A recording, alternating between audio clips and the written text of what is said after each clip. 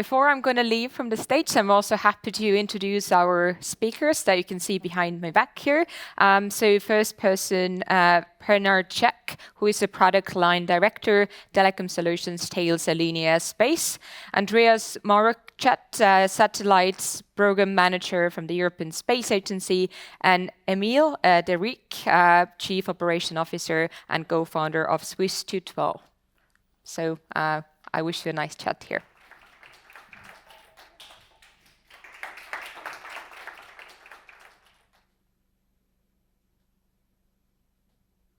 European Space Agency for partnership projects.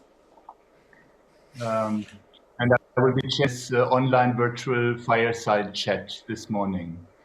Let me start by making a point. In fact, that first commercial software-defined satellite in the world was developed under an ESA partnership project with Eutelsat and Airbus called Eutelsat Quantum.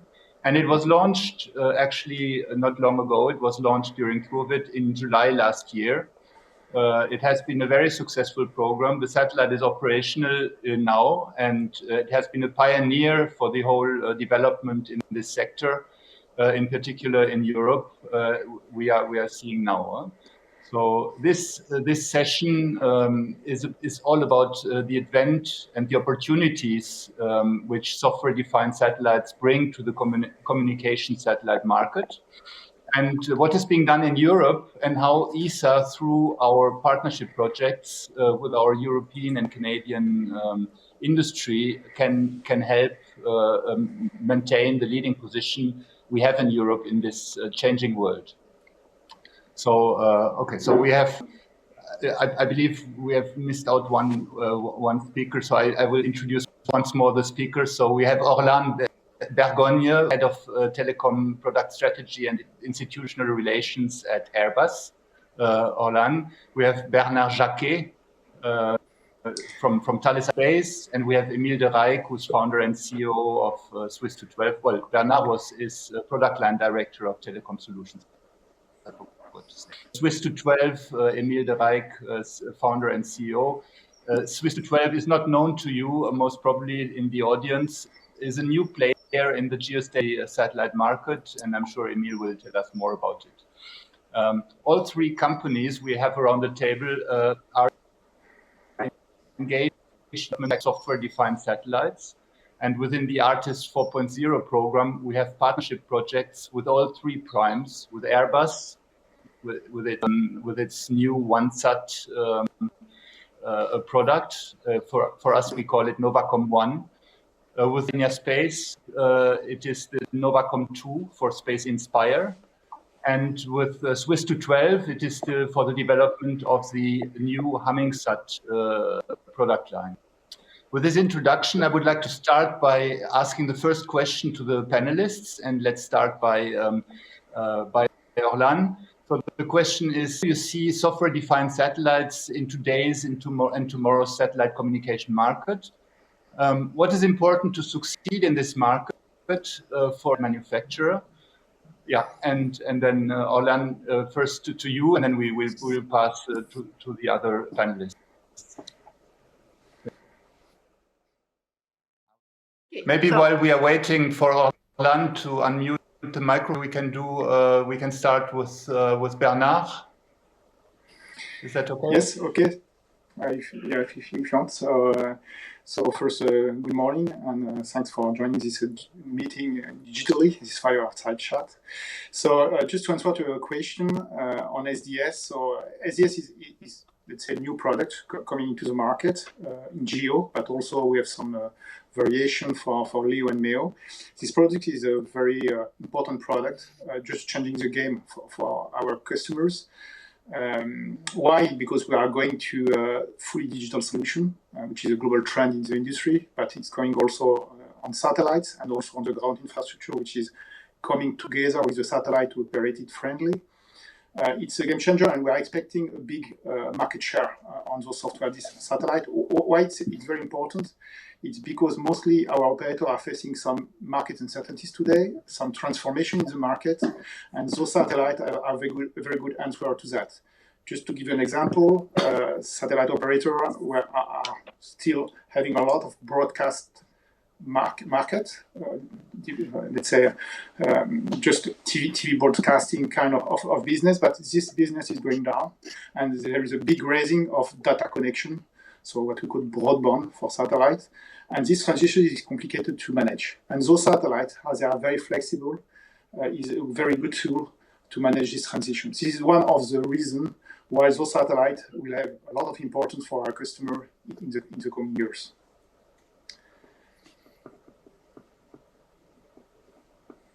Do you want to continue, or you want other panelists to intervene? No, it's okay. It's okay, Bernard. I don't know, Orlan, is your phone working now? Is your microphone working? Well, you tell me. Can you hear me? Perfect. Yeah, you can. Yes, Okay. perfect. So I'll try again then. All right, thank you. Sorry for that. So yes, I was trying to explain the transformation of the market, which is in fact giving all those uncertainty and variability of needs. And this is why we believe that software-defined satellites are really the solution to help that transition and also to prepare the future. The future, as we see it, it's going to be more and more needing software-defined, because satellite will be more and more integrated into the overall telecom system world, also with terrestrial actors. And so in this transition, even further in time, software-defined seems to be really inevitable. So for us, as a sector, we really see this need to go more and more software-defined. And this rely on understanding really the overall ecosystem, the end-to-end ecosystem of world, for which really standardization is a key to make sure that everything fit together and work together in the future. Okay, thanks, Orlan. And Emile? Yes, I mean, I can second what the 2 points that were brought forward earlier. I think what's important to mention also is the parallel with the ground segment, because if you look at, let's say, terrestrial telecommunication networks, they've already switched many years ago to a digital architecture. So it's a kind of natural consequence that it comes in space, albeit a bit later because of all the, let's say, technical challenges of doing things in space that are make it a bit less fast than to implement it on the ground. Maybe for the audience to understand, for those who are not accustomed to what a software-defined satellite means, there are different layers of flexibility that a software-defined satellite can implement. It can help to distribute capacity dynamically to different hotspots on the ground, and to essentially offer the operator a tool to put the capacity and the service where it is needed, and to have the ability to change this over time in order to make a better utilization of the resources of the satellite for the business case. It can also help with using different types of modulations and waveforms to essentially adapt to different standards of users on the ground and not be in a fixed configuration. And it can finally also be very useful in terms of augmenting the security and cyber security around the operation of a satellite, because as you can process the signals on board the satellite, you can play with different encryptions, you can modulate, demodulate, and essentially enable a lot of functionalities that in a traditional so-called BEM pipe analog satellites, the way they were made until recently, is not the flexibility that you have available. It also poses some extra challenges, which are not just on the satellite side. So if you deploy software-defined satellites, actually half of the problem is on the ground, because you need to interact well with the satellites. So there are significant, let's say, network operation and ground and flight software implications to deploying such satellites that need to be considered. And that are part of the picture of what needs to happen if you want to really have a fully flexible network enabled by satellites, and that can truly integrate well with the ground network. Okay, thanks, Emile. So I think there's good convergence between all speakers, the satellite becoming a commodity and becoming a part of the overall digital network. and yes, part of the system. What is the impact of these satellites on GEO and LEO systems, and which system will best benefit from this new technology, and which orbit will prevail in the end? So we start Bernard. I can start if you want. So my feeling is that, first of all, those SDS will be present in all orbits for different reasons. The value is not the same. The constraints are not the same. So I think what is expected from SDS in GEO, we already go through in the previous question, mostly. Maybe just adding that a lot of users are also mobile now. So it's an additional complexity in terms of mission topology that our satellite operator need to manage. So this is also a reason of needed flexibility on board, and where digital can do the best. So in GEO, it's more, let's say, mission topology flexibility due to uncertainties of where are the users, where they are moving, where are the gateways, also the feeder links for the satellite, knowing that those satellites may move of orbital position. So you need to reallocate the gateways to new ones for many reasons. And this is something which was not possible before. Now, those SDS is offering also this feature, which is very important. So it's more flexibility, mission mix, let's say agility for GEO satellite operators, also security. I'm joining Emile on that. We have a lot of open fields thanks to digitalization for more security. On LEO, it's a little bit different. When you are going to LEO, you have many satellites. You are disaggregating your capacity on a lot of satellites. So the overall capacity per satellite is much lower, but you need to interconnect the satellite, let's say making a network in the sky. And doing that means optical inter-satellite link. So this means also routing in orbit of the signal. And for that, digital is absolutely key. So you need to go back to the signal to understand where the signal need to go and to route it properly within the constellation. So this is another reason. There is other, like beam hopping, to be able to catch more coverage. Also, there is a specificity in constellations. As you know, in terms of regulatory rights, geostationary have the priority. So you need to, when you are in the LEO constellation, to avoid to interfere with the geostationary. And digital is very helpful for that also, to be just sure not to propagate in the wrong direction and let's say, generating a mess in geosatellites communication. So the rationale is not exactly the same, even if, let's say, flexibility and agility is very important also for constellation in LEO, but both orbits need this transition to SDS. And MEO, to talk a little bit about that, it's a mix, let's say, between GEO and LEO. There is both constraints and features to be handled in MEO, some are from the LEO, other from the GEO. So let's say there is no prevalence of orbits. All those orbits need SDS, and I think there is more complementarity on all those systems, each bringing different features and capabilities. And we are working very strongly to understand how to do system of system with all those orbits together to provide the best to our operators and customers. Okay, thanks, Bernard. So no winner in this, but the software-defined satellite as a key enabling technology for all systems, if I understand correctly. That's right. Olan, you want to continue? I'm rather on the same line as well.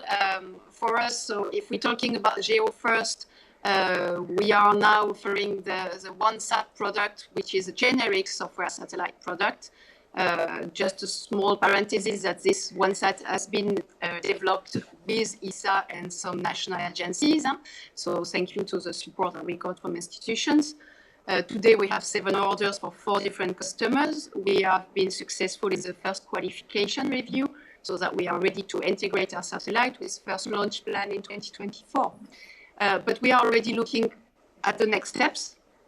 And for us, the next steps are definitely more software defined to really adapt to the dynamicity and the variability that we see and the uncertainty of the market, and to really provide the right solution. And this relies on 3 pillars. First pillar is what do we do at satellite level, making sure our payload are more software-defined, regenerative, compliant to 5G, etc. The link and the interface between the ground and the board, second pillar, working on radio and routing protocols. And the third pillar is really the ground. I agree with what was said before, and it's really the ground mission. We need to really work on this, software defined as well, making sure that we have an orchestration layer to handle those space resource, telecom resource overall. And the more we're going towards system of systems, the more complexity there will be to manage a fleet of satellites in geo and perhaps multi-orbit. So definitely the level of complexity, orchestration, coordination, we name it as we want, but this functionality to control the space assets, it's really a mandatory in the future of software-defined satellites. As for LEO, again, yes, it's also mandatory to go toward more software-defined for different reasons, perhaps because the use cases are a bit different. But SDS is really considered as a key enabler to manage the fill rate of the satellite. And this is really important in a LEO constellation to optimize your traffic. If you want to do a mobility service, you need to have, with the complexity that you have, software is a key enabler. And if you want to do a broadband internet, but you want to optimize your traffic over the ocean, for example, and that kind of things, and all this with software is really made easier. As for MEO, yes, we've seen some interest and appetite from the market recently. But for us, it's the same. It's also there. We're going to have to go towards software defined to address that orbit as well. So, in fact, whatever the orbit, the product evolution is really seen as more and more software defined. There might be just small caveats that there might be some application or some customers that are not needing that change, and that might take a bit more time. But overall, we are really pushing and thinking of more software defined.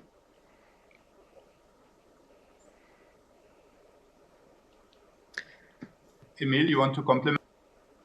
Yes. So, I mean, we are less involved into LEO and MEO satellites and software-defined satellites, so I can make less comments about those. I think in terms of prevalence of orbits, again, there's been a lot of media attention drawn by LEO constellations, but actually they're not going to take over the industry and replace all GEO satellites, as some may think. So there are really different figures of merit for different types of systems. To give an example, a LEO system is ubiquitous. It will cover the entire Earth. So it will be stronger in areas where GEO satellites are weaker, for instance, close to the poles, where you have low elevation angles and atmospheric effects that detrimentally affect the service for users. The LEO constellations will also offer lower latency on the signals, so typically factor 10 lower latency, which for specific types of services is a must-have, but for other types of services is actually not really relevant.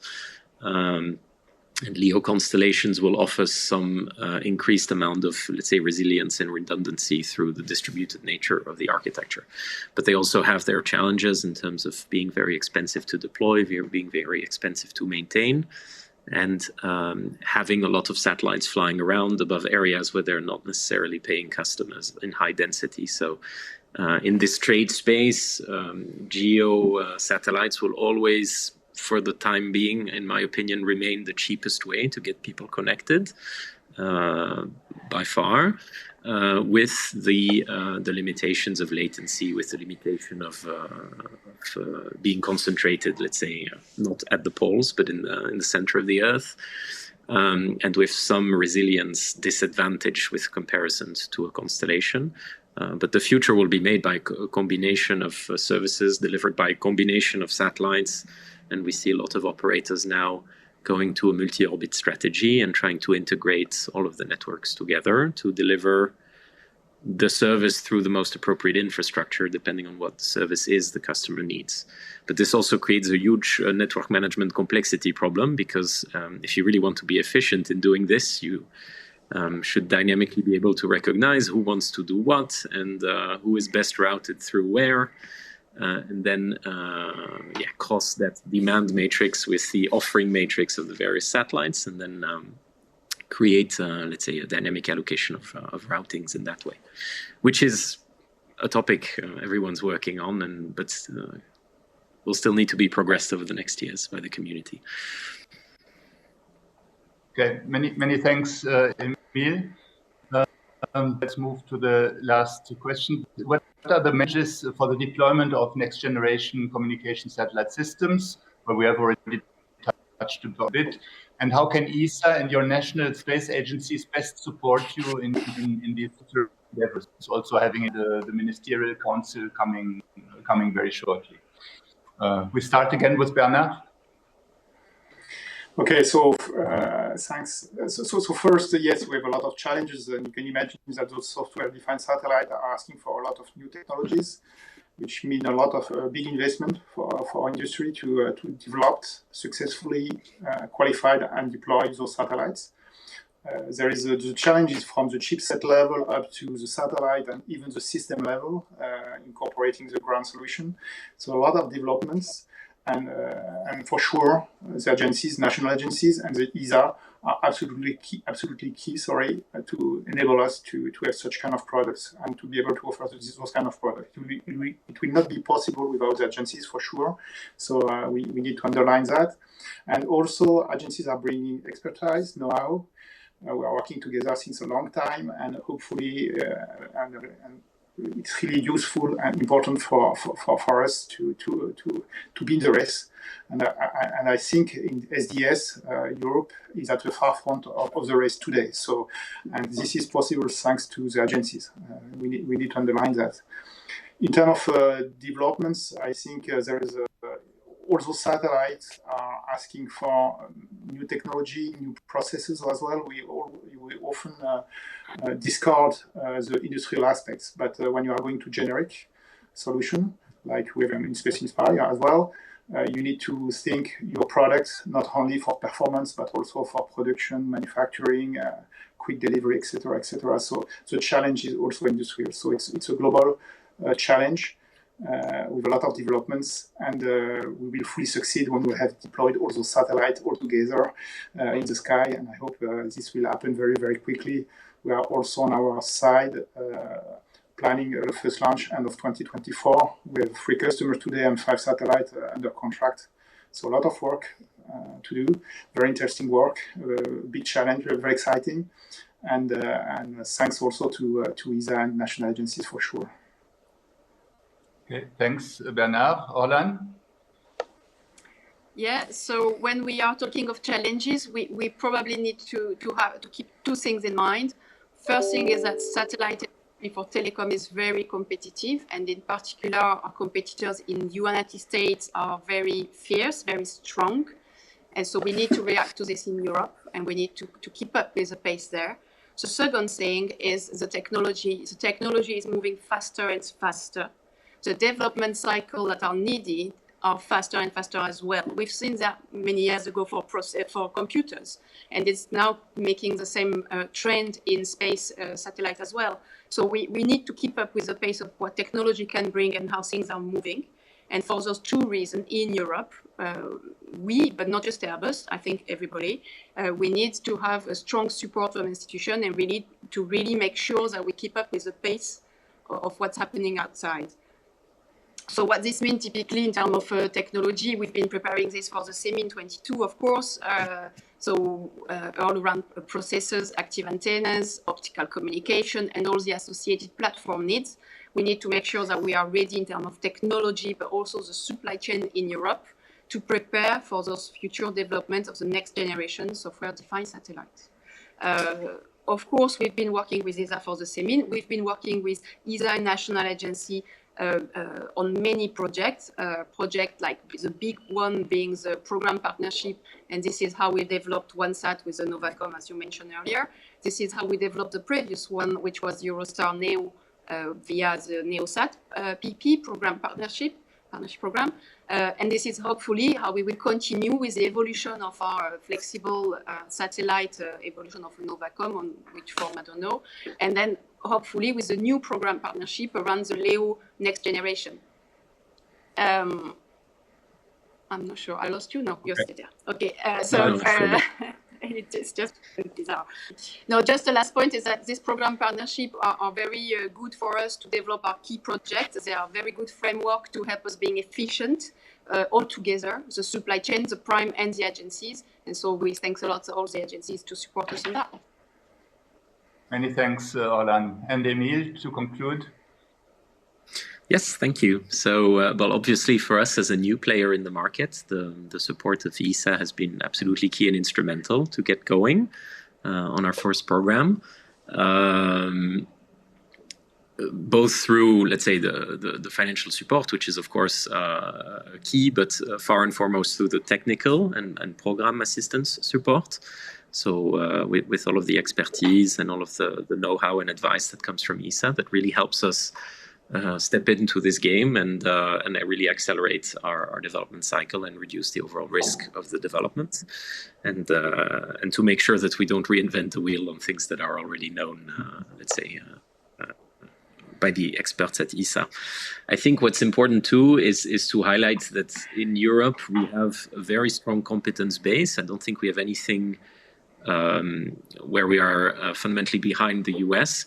So it's important to find a way to collaborate well within the ecosystem. There are, of course, competitions on various product lines and levels, but there's also a lot of collaboration in terms of finding ways for the different parties to focus on their areas of strength, to develop certain product specialties and let's say, focus the developments and the achievements, because the funding is not infinite and the talent pool is not infinite either, to create stronger products together and to thrive as an ecosystem together.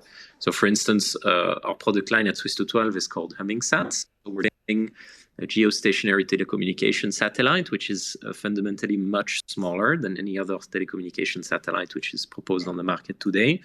To give the audience a simple comparison, our satellite is the size of a dishwasher, and typical flexible satellites that are made by the legacy primes are several times, 5 to 10 times larger, which means we address different use cases and different business cases for customers who would otherwise not necessarily buy anything. Which is the interesting point about this development, is to try and expand the horizon of business cases that can be serviced out of GEO, and to thereby increase the market share that can be addressed through GEO. In doing so, though, we are not reinventing the wheel on every single subsystem. So we are actually collaborating with all three major European primes on various products and subsystems, such as to reuse certain products and developments that they have developed over the years and have become the champions of, and then concentrate our activity on engineering a system of that particular size and features, such as to address this new opportunity efficiently and make sure it's a win-win for the European ecosystem in general. Many thanks, Emile. And maybe, John, then I just do a last word of conclusion. The world is changed here. Software-defined satellites are a reality, and our European industry is well positioned. And at ESA, we are working within partnership projects to maintain the lead of our prime important market.